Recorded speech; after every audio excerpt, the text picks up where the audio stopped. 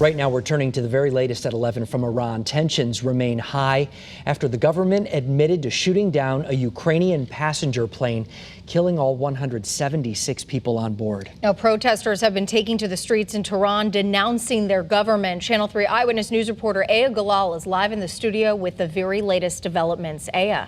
Aaron and Mark, the effects of this turmoil are being felt right here in Connecticut. Iranian students at UConn held a candlelight vigil tonight for the victims killed in that crash.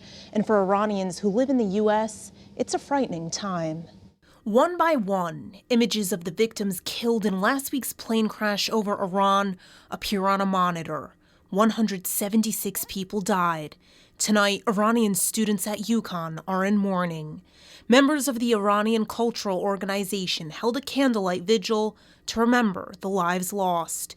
International students, fearing for their safety, did not want to go on camera. But family members of the victims killed in the crash are demanding change. I hope as an outcome there will be some preventive measure put in place so this tragedy will never ever happen to another family ever again. Over the weekend, Iranian officials admitted to unintentionally shooting down the Ukrainian Airlines flight, mistaking it for a cruise missile. Protesters in Iran took to the streets, denouncing their government's actions. But some joined Iranian officials who blame the U.S. for creating a warlike atmosphere. I was dismayed that their first reaction was to blame it as American propaganda or some type of mechanical failure. I think they did the right thing by admitting it. Now they need to allow the investigators in and take responsibility. The plane was struck over Tehran just hours after Iran fired about 15 ballistic missiles at Iraqi military bases housing U.S. troops. Iran says it was retaliation for the Trump administration's targeted killing days earlier of senior Iranian commander Qasem Soleimani. President Trump continues to defend his decision to kill the general. Here's what's been consistent.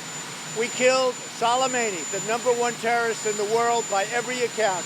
But the administration is facing pressure to provide details of the intelligence used to justify the attack. The president's foreign policy is dangerously incompetent.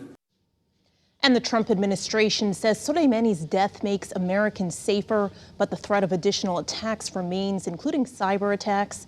Meanwhile, the lead European aviation agency recommends commercial flights avoid flying above Iran, a sign they think the situation there is still unstable.